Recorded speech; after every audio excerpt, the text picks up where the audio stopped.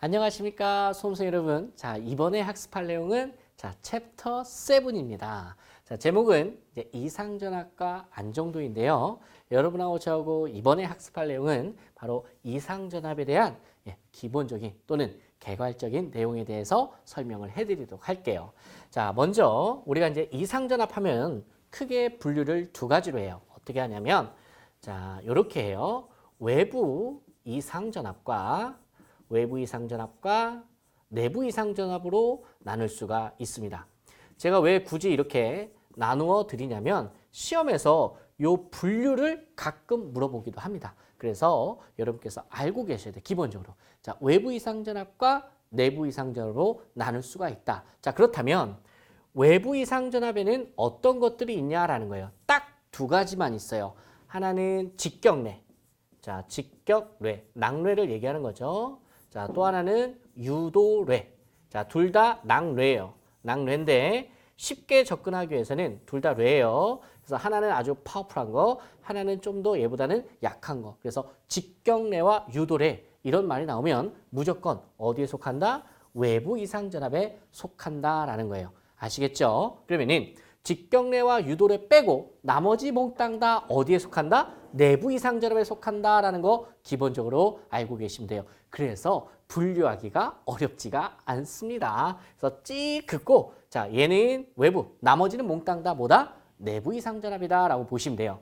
자, 그다음에 이러한 여러분 직격례나 유도례에 대해서 우리가 막아주는 자, 피해를 최소화시키는 이런 것들을 우리가 방호대책이라고 그래요. 그 방호대책에 대해서도 여러분 중요하게 잘 알고 계셔야 되는 거고요. 자, 요 정도 여러분 개론 설명을 드리고 내용을 한번 살펴보도록 하겠습니다.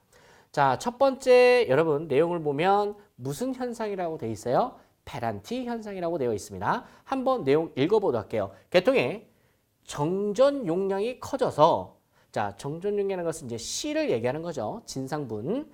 자, 정전 용량이 커져 발생하는 것으로서 송전단의 전압보다 수전단의 전압이 오히려 올라가는 현상을 우리가 페란티 현상이라고 합니다. 여러분, 우리가 전압 강화라는 걸 배우지 않았습니까? 전압 강화, 송전단 전압과 수전단 전압이 있을 때 수전단 전압이 더 떨어진다고 했었죠. 그럼 부등호 관계가 이렇게 되죠. 요게 전압 강화라면 자, 지금 이야기하는 페란티 현상은 얘가 반대야.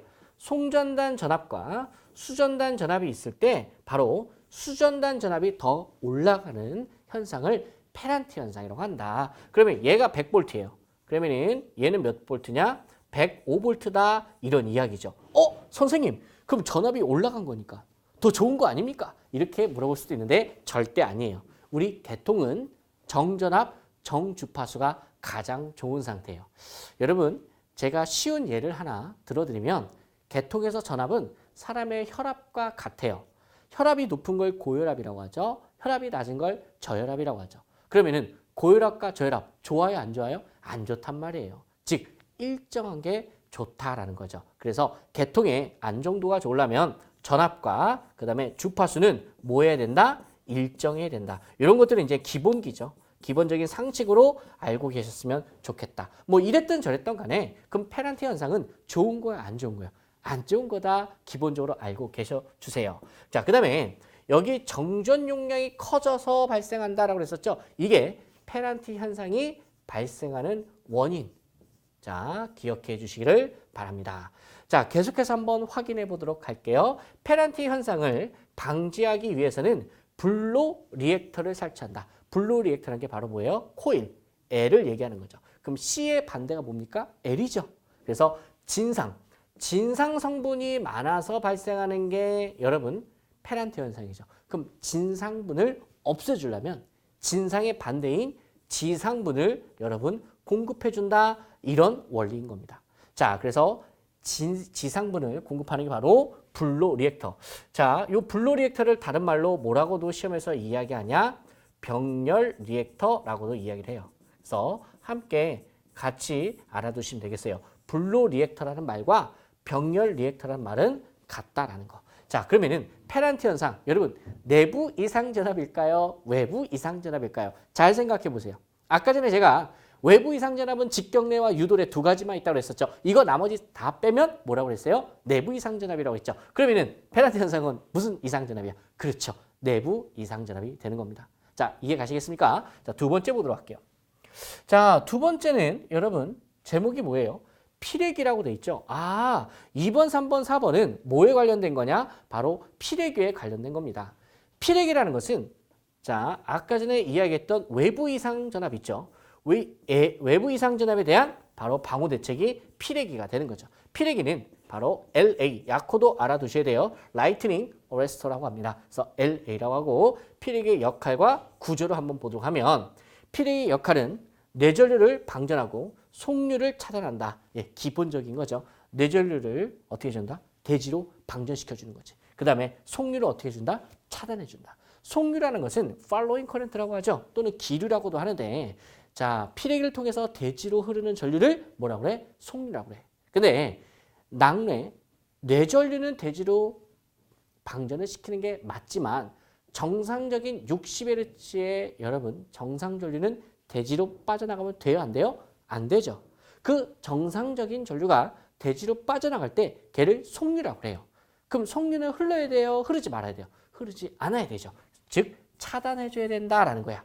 자, 그래서 뇌전류를 방전하고 속류를 차단한다. 이게 이제 피레기의 역할이 되는 거고 구조 또는 이제 구성인데 피레기는 무엇과 무엇으로 이루어져 있는가? 이렇게 시험에 물어봐요. 그러면은 직렬갭과 특성 요소로 이루어져 있다. 요걸 찾으시면 정답이 되겠습니다. 자, 얘도 여러분 2차 실기에서도 엄청 잘 나오고요. 1차에서도 엄청 자주 나오는 부분이 될 거예요.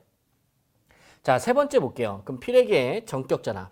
자, 지금 여기서 말하는 이제 피레기의 전격 전압은 뭐냐? 요건 시험에서 정의를 물어봐요. 정의. 피레기의 전격 전압의 정의. 그러면 뭘 찾아야 되냐? 속류를 차단할 수 있는 상형 주파수 최고의 교류 전압을 우리가 뭐라고 한다? 피레기의 전격 전압이라고 합니다. 그럼 제가 예를 하나 들어드릴까요? 자, 예를 들어서 자, 실제 실무에서 우리나라 배전솔로는 거의 22.9 kV예요. 우리나라 배전솔로 전봇대. 자, 전봇대 걸리는 전압 보통 이제 229이 걸려 있는데 자, 여기 TR 변압기가 있다고 할게요. 자, 그러면은 자, 선로와 대지 사이에 이렇게 피레기를 설치를 합니다. 여기 이제 피레기 심벌인데 자, 이렇게 접지를 해줘요. 여기 이제 피레기입니다. 그러면은 자, 요거는 선로의 전압이죠. 이걸 우리가 뭐라고 그래요? 공칭전압이라고 하죠. 공칭전압. 선로의 전압, 공칭전압. 요 공칭전압은 성간전압을 기준으로 합니다. 자, 이랬을 때 피레기를 갖고 오잖아. 그럼 이 피레기의 전격 전압이 얼마로 써 있냐면 피레기에 써 있어요, 여러분. 몇 킬로볼트라고 써 있냐? 18킬로볼트라고 써 있어. 이렇게 18킬로볼트라고. 아시겠죠? 자, 그러면은 이게 피레기의 전격 전압인데 이 18킬로볼트의 의미가 뭐냐면 이 선로의 전압이 18킬로볼트가 되기 전까지는 이 피레기를 통해서 찔끔찔끔 흐르는 이 속류를 완벽하게 차단한다. 이런 뜻이에요. 그래서 상용주파수 최고의 교류전압, 속류를 차단할 수 있는 상용주파수 최고의 교류전압이다라는 거예요. 이런 의미야. 그럼 18kV가 넘어가면 예를 들어서 선로의 전압이 18kV가 넘어가게 되면 어떻게 되냐? 속류가 흐를 수 있다라는 얘기지. 아시겠죠? 선생님 질문 있는데요? 역시 눈치 빠르신 분은 벌써 질문하세요. 뭐냐면 선생님 이해 가는데요. 궁금해요. 선생님 좀 전에 실제 실무에서 피레기 전격 전압 18kV 쓴다면서요? 네. 선생님 근데 선로는요 전압이 229이라면서요? 네. 그러면은 벌써 얘보다 얘가 전압이 높으니까 여러분 선생님 속류가 흐르는 거 아니에요? 라고 물어볼 수 있다고요. 그렇죠? 그런 생각 들죠? 안 든다고? 들어야 되는데. 예, 여러분 얘는요 전압이 상전압이 기준이야. 근데 얘는 무슨 전압이에요? 성간전압이라고 했죠. 얘하고 1대1로 정말 딱 짜릿하게 해서 비교를 하고 싶으면 얘를 루트 3으로 나누듯이 얘를 루트 3으로 곱해서 비교를 하시면 돼. 그럼 결론은 얘가 훨씬 더 크다 이런 이야기가 나와요. 그러면은 반대로 얘를 루트 3으로 나눠봐요. 22,900을. 그럼 대략 13,200 정도 돼요. 그러면 얘는 18,000V잖아. 그럼 누가 더 커? 얘가 훨씬 더 크죠. 이해 가십니까? 자, 요게 피레기의 전격 전압이 된다. 자, 그 다음에 자, 피레기의 이제 제한 전압을 보도록 할게요. 그럼 피레기의 제한 전압 어떤 의미가 있는지. 피레기가 방전할 때 피레기 단자간에 나타나는 충격 전압이다. 또는 단자간에 나타나는 전압이다. 이렇게 이야기를 끝내도 됩니다. 네네, 같은 얘기예요. 그러면은 요 제한 전압을요, 조금 더 이해하기 쉽게 제가 풀어드리도록 할게요. 자, 그림을 좀 많이 그려야겠네요. 자, 부지런히 한번 해볼게요. 자, 지금 선로가 있고요. 자, 여기에 변압기 TR이 있어요. 자, 이랬을 때, 자, 선로와 대지 사이에 우리가 이제 피레기를 설치한다고 했었죠. 자, 이랬을 때, 자, 하늘에서 빠벙 하고 서지가 침입하는 거지. 이런 식으로. 그럼 촥 하고 엄청난 서지가 들어옵니다. 그럼 이러한 서지가 들어올 때 이 서지가 변압기를 직접 때리게 되면 변압기 터지겠죠. 절연이 파괴된단 말이야. 그래서 우리가 피레기를 설치하는 건데 그 피레기 역할이 뭐냐? 얘를 싹둑 하고 자르는 거죠. 그러면은 요만큼으로 낮춘다라는 거지. 그러면은 얘는 어떻게 된 거야? 예, 저감이 되는 거죠. 그러면은 어떻게 되는 거야? 서지가 이런 식으로 예, 잘리고 남은 얘만 남게 되는 거지. 자르고 나오면 얘를 우리가 뭐라고 한다? 예, 제한전압이라고 하는 거죠. 제한전압. 자, 그러면은 요거 그림으로 다시 표현해 볼까요? 그러면은 요만큼 자르고 남은 요만큼의 전압이 뭐다? 제한전압이다. 그 제한전압만큼이 예를 들어서 얘가 뭐 500kV로 할게. 그럼 그 500kV가 누굴 향해서 달려가는 거야? TR을 향해서 달려가는 거죠. 이해 가시겠습니까? 그럼 TR은 어떻게 만들어야 되냐면 이렇게 만들어야 돼요. 얘는 최소한 500kV 이상 견디게 만들면 된다라는 거지. 그래서 예를 들어서 750kV 이런 식으로 만드는 거야. 그럼 500kV가 와도 이 변압기는 끄떡없다 이거지. 자, 이런 것들이 뭐예요? 그치, 절연 협조였죠. 보호기와 피보호기 간의 상호간의 적절한 절연 강도를 지니게 함으로써 합리적으로 경제적으로 절연을 설계하는 것. 이게 뭐였어요? 절연 협조였죠. 뭐 이랬던 저랬던 간에 자, 이런 내용을 좀 알고 계셔야 되고, 자, 제한전압. 그렇다면 피레기가 자르고 남은 전압이 요 제한전압인데 여기서 여러분 잘 보세요. 쉬워요. 어렵지 않아요. 얘하고 여러분 선로가 얘하고 잘 보세요. 이렇게 봤을 때 얘하고 직렬이야 병렬이야? 병렬이죠. 이해 가시죠? 얘랑 병렬이야. 그래서 이 피레기 단작 안에도 피레기 동작 중 요 단작 안에도 이만큼의 전압이 걸리는 거지. 즉 제한전압만큼 걸린다. 즉 이런 얘기네. 서지가 이만큼 왔어. 쭉 하고 방전을 해요. 그러다가 어느 정도 딱 전압이 되면 남는다라는 거지. 그 남는 게 누구한테 걸리는 거야? 피레기한테 걸린다라는 거죠. 이해 가시겠습니까? 네, 요게 이제 제한전압이다. 그럼 제한전압은 높을수록 좋은 거야? 낮을수록 좋은 거야? 그렇죠. 낮을수록 좋다. 이런 내용 또한 피레기의 구비 조건에서 나올 법한 이야기고요. 자, 이랬든 저랬든 우리가 피레기 제한전압에 대해서 한번 정리를 해봤습니다. 자, 그러면은 우리가 이번에는 뭘 하냐? 자, 마지막으로 자, 피레기의 이제 구비 조건에 대해서 한번 보도록 할게요. 피레기 구비 조건. 자, 그럼 어떤 피레기가 우수한 피레기냐라는 거야. 자, 상식선에서 쉽게 접근하도록 할게요. 자, 첫 번째, 상용주파 방전개시납이 뭐 할 것? 높을 것이다라는 거야. 그럼 상용주파라는 말은 상용주파수를 얘기하는 거고 우리나라의 전격 주파수 몇 헤르츠? 네, 60Hz를 의미하는 말이에요. 그럼 60Hz에 대해서는 이 피레기가 여러분 동작하면 안 돼. 이 피레기는요, 외부 서지에 대해서만 동작하는 거예요. 충격파에 대해서만 동작하는 거지. 일반적인 상용주파수에서는 동작을 한다, 안 한다? 안 한다라는 거예요. 그게 기준이에요. 그러면 동작하지 않으려면 방전하는 개시전압이 어떻게 된다? 높아야 된다. 즉, 이 말은 그 깊은 뜻은 뭐냐? 피레기는 상용주파에 대해서는 동작하지 않는다라는 거야. 그러니까 방전을 시작하는 전압이 높게 되면 방전을 안 하게 되는 거죠.